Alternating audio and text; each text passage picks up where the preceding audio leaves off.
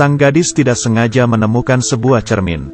2 menit kemudian terjadi hal aneh, yaitu saat ia membersihkan debu di cermin.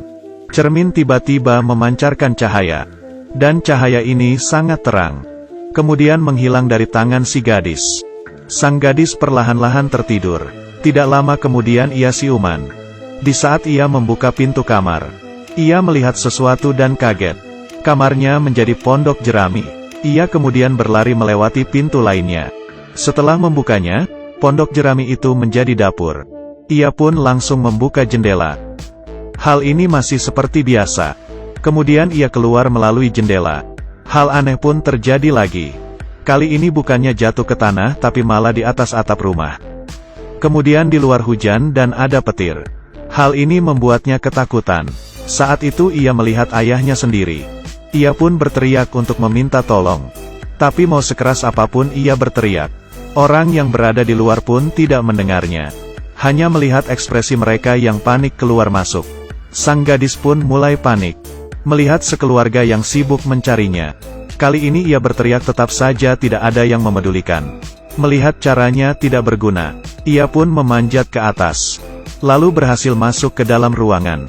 Di saat ia ingin melewati pintu, sekelilingnya berubah menjadi dinding, untuk melarangnya keluar. Di sisi lain, ayahnya yang belum mendapatkan hasil. Di dalam mimpinya mendengar suara minta tolong anaknya.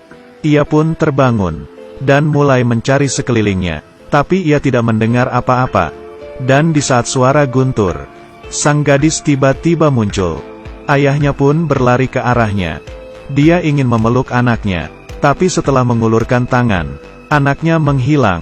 Pelayan rumah yang melihat kejadian ini pun pingsan.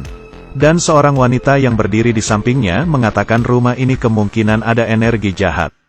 Hal ini membuat sang ayah teringat dengan Wu Xin. Kemudian ia menyuruh si wanita untuk membawa Wu Xin datang. Keesokannya, Wu Xin datang ke rumah. Setelah memutarinya, dengan cepat ia mendatangi kamar sang putri. Wu Xin pun langsung menemukan cermin di atas meja. Sang ayah mengatakan cermin itu adalah harta keluarganya. Karena semalam teman baiknya sangat ingin membelinya.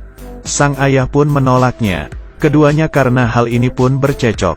Lalu membuat cermin itu terjatuh dan pecah. Setelah kaca itu terjatuh, ditahan oleh Su Tao. Ternyata nama anaknya adalah Su Tao. Melihat barang keluarganya yang pecah, ia pun tidak tega untuk membuangnya. Kemudian ia menggabungkan pecahan cermin.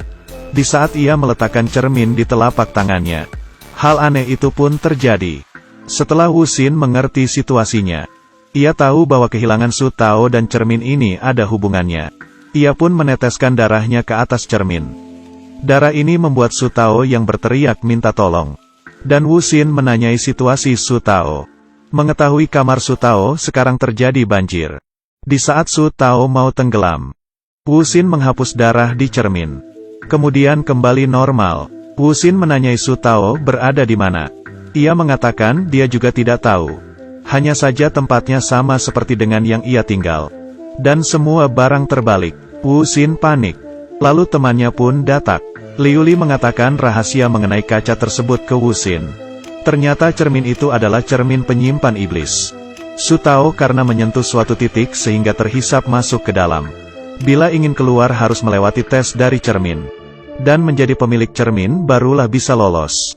Mendengar itu, Wu Xin meminta Liu Li untuk membantunya mencari cara. Liu Li memiliki 2 sikat. Setelah ia menggerakkannya, sebuah hubungan ke cermin muncul.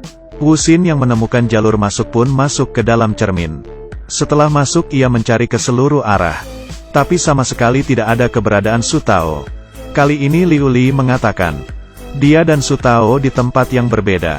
Tapi tidak peduli ada berapa banyak cermin. Pintu keluarnya hanya ada 1.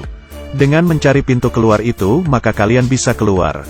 Wu Xin yang mendengar hal itu pun meneteskan darahnya sebagai tanda. Untuk membantu Su Tao mencari jalan keluar. Su Tao mengikuti arahan Wu Xin. Dengan cepat menemui pintu keluar. Setelah bertemu, ia mengatakan ke Su Tao pintu masuk ini adalah pintu keluar. Dengan lompat ke bawah maka kita akan bisa keluar. Su Tao yang mendengar hal ini merasa sedikit ketakutan. Wu Xin yang mengerti situasinya pun lompat duluan. lalu diikuti oleh Su Tao.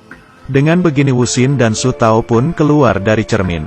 Setelah pulang, Su Tao ingin mengucapkan terima kasih kepada Wu Xin dan memberikannya sejumlah uang, kemudian mengantarnya keluar.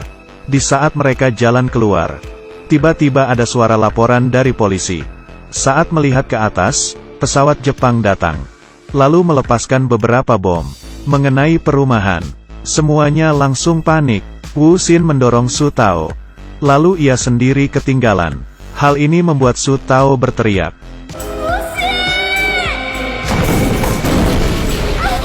Ledakan ini meledak sangat besar.